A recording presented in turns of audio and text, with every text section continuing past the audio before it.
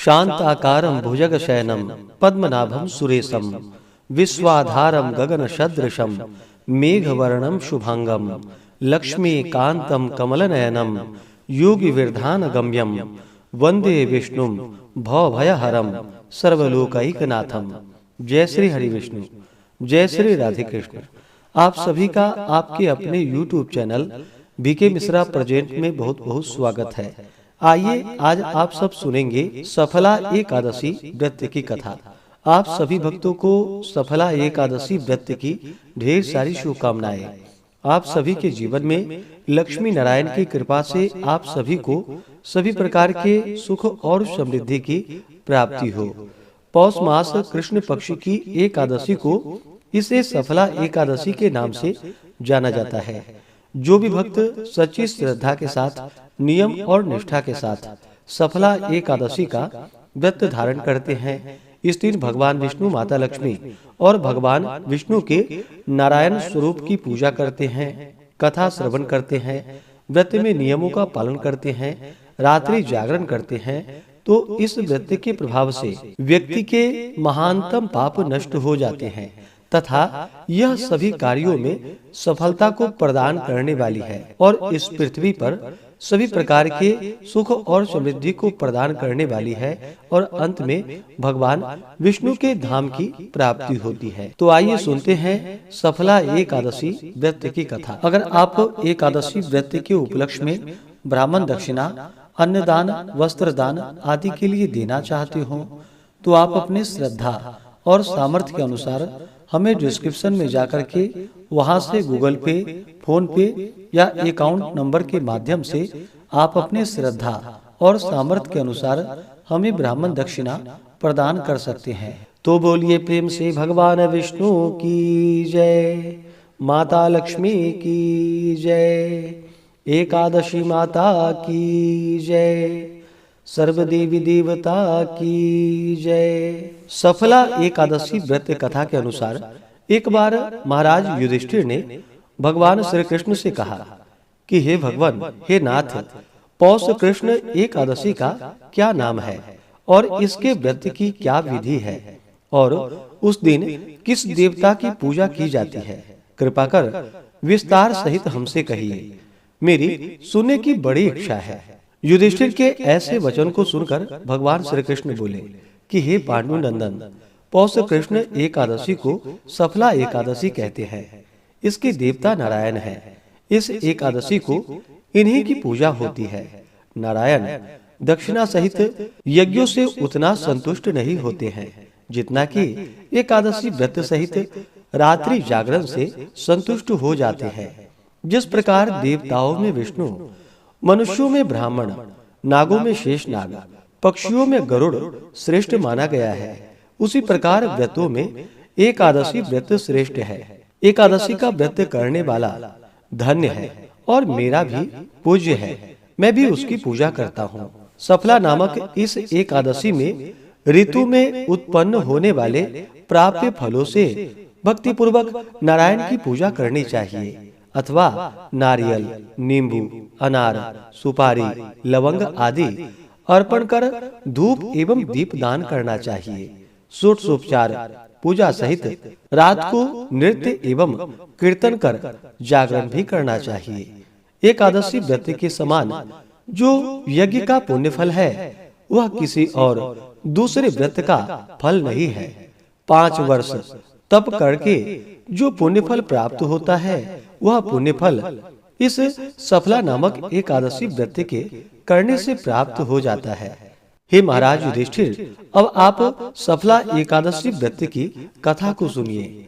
हे राजन, पूर्व काल में महिष्मान नामक एक राजा था जिसकी राजधानी चंद्रावली थी। उस राजा के 4 पुत्र थे। सबसे बड़े पुत्र का नाम लुम्पक था, जो कि बड़ा ही दुष्ट, महानीच, पापी, धूर्त, हरि निंदक और वैश्यागामी था। साधु, वैष्णव एवं देवद्रोही था। उसके पिता ने उसे बहुत बार समझाया मगर उसकी समझ में कुछ नहीं आया। तब विवश होकर राजा ने उसे देश से निकलने का दंड दे दिया। राजकुमार लुम्पक दंडित हो पास के ही एक वन में जाकर रहने लगा और अपने पिता के ही राज्य में चोरी और डाके डाल डालकर प्रजा को तंग करने लगा। राजा के अनेकों प्रयत्न करने पर भी वह पकड़ा जाकर दंडित नहीं हो सका। उसका उत्पात एवं हत्या कार्य दिन दुना रात चौगुना बढ़ता ही गया और वह एक महान पापी हो गया। परंतु संयोगवश उसने अपना स्थान जहाँ बनाया था वह एक पुराने पीपल के नीचे था और वह किसी समय किसी की तपोभूमि भी रह चुकी थी। एक दिन लुम्पक को अपना शरीर कुछ अस्वस्थ मालूम हुआ, अस्तु उसने उस दिन कुछ भोजन नहीं किया। दूसरे दिन एकादशी थी। लुम्पक को बड़े जोरों का ज्वर हो आया और वह दिन भर अचेत पड़ा रह गया। मध्याह्न के समय में उसे कुछ भूख सी मालूम हुई और वह धीरे धीरे चलकर वन से ज्यों त्यों कर कुछ फल एकत्रित करके लाया और उस पीपल के नीचे बैठ गया।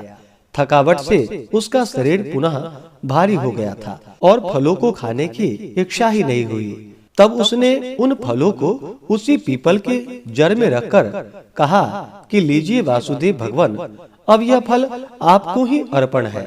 यह कहकर उसी जगह पड़ा रहा और रात भर कराहता और छटपटाता रहा। संयोग इसी को कहते हैं कि इच्छा से अथवा अनिच्छा से वह दशमी से नियम पूर्वक रहकर एकादशी को भूखा रहा।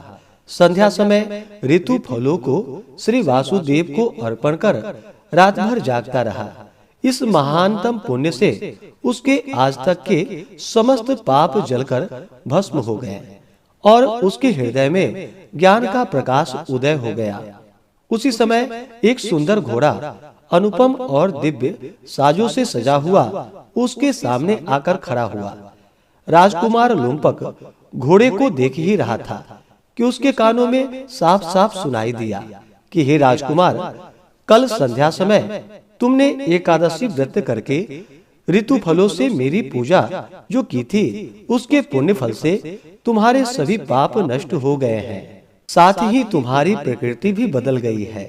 अब तुम इसी घोड़े पर सवार हो अपने पिता के पास चले जाओ, वह तुम्हें आदर पूर्वक रख लेंगे और तुम्हें तुम्हारा राज्य भी देंगे।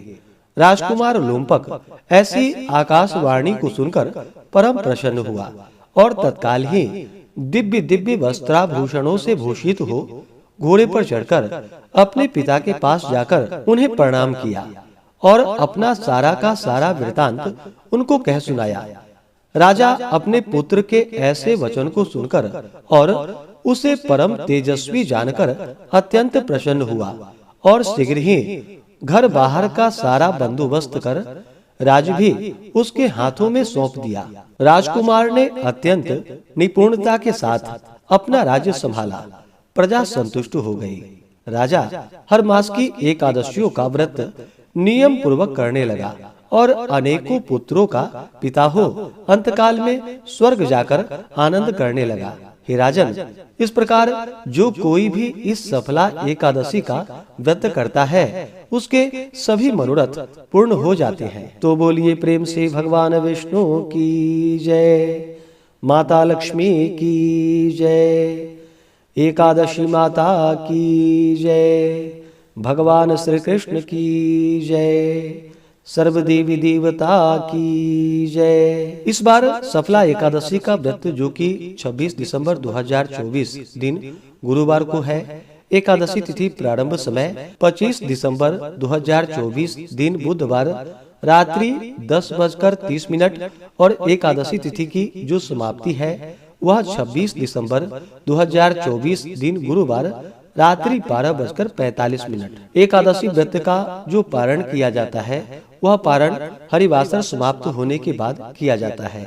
हरिवासर का समय द्वादशी तिथि का पहला चौथाई हिस्सा हरिवासर का होता है।